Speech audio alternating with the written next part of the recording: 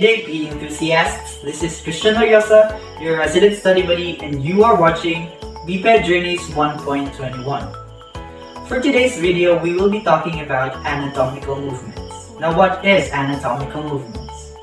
Anatomical movements is referred as the movements of the muscles towards the skeleton.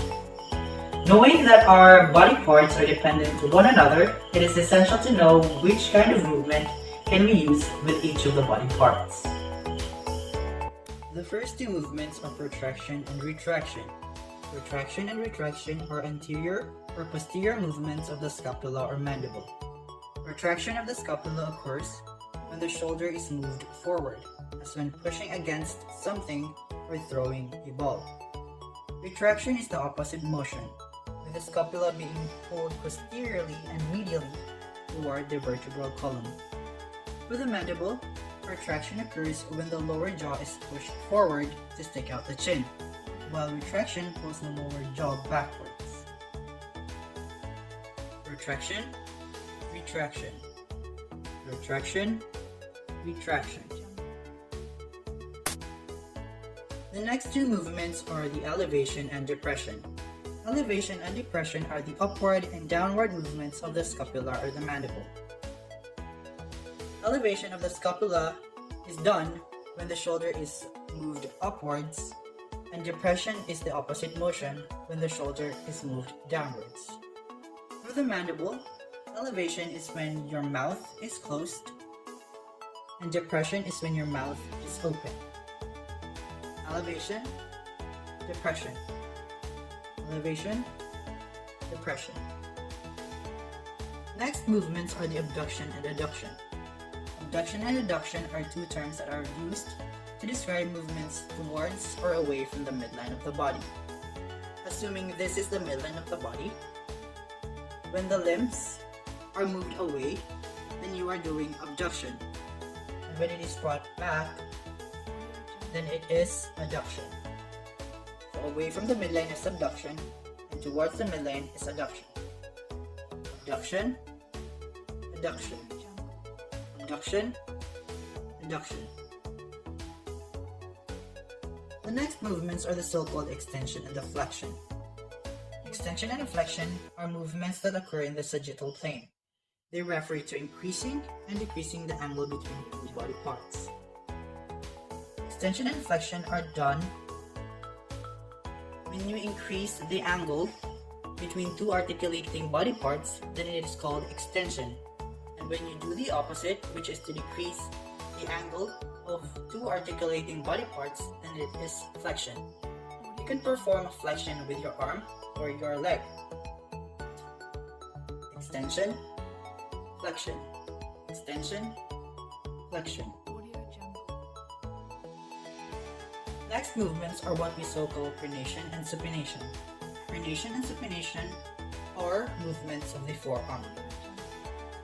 So when your palm is facing downward, then it is in a pronation state. And when it is facing upwards, then it is in a supination state. Pronation, supination. Pronation, supination. Next would be opposition and reposition. A pair of movements that are limited to humans and some great apes. These terms apply to the additional movements that the hand and thumb can perform in this species. For example, you are going to grasp something. When you close the area between your hand, then it is in opposition state. And when you increase the area in your hand, then it is in a reposition state. Position, reposition. Opposition, reposition.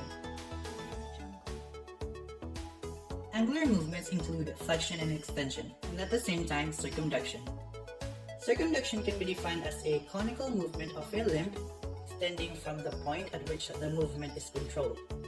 So when you do a circular motion with your limb, then it is called circumduction. Gliding. Gliding refers to the movement when two opposing surfaces slide past each other, as between articulating carpals and tarsals in between the clavicle and sternum. If you extend your hand up and then you move your hand sideways, then you are doing gliding through your carpals.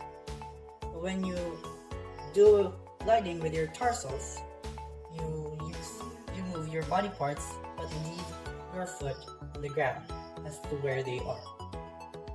That is glide.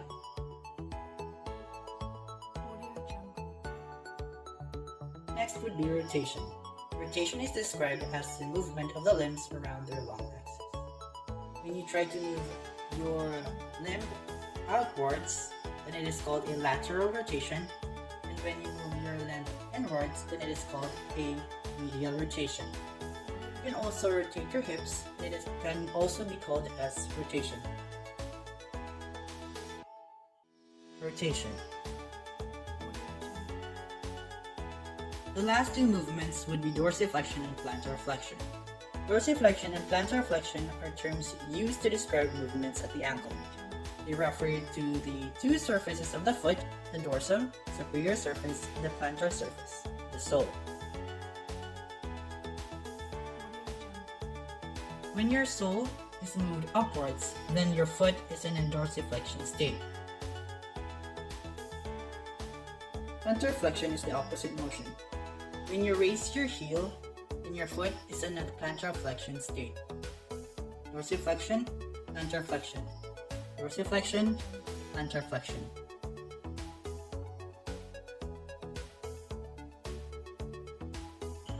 Again, we tackled 17 kinds of anatomical movements today. These are protraction and retraction, elevation and depression, abduction and adduction, flexion and extension, pronation and supination, opposition and grip position, circumduction, gliding, rotation, plantar flexion, and dorsiflexion. So that wraps up our video for today. You'll be hearing more from me for the next activities. Stay curious, my friends. Ciao.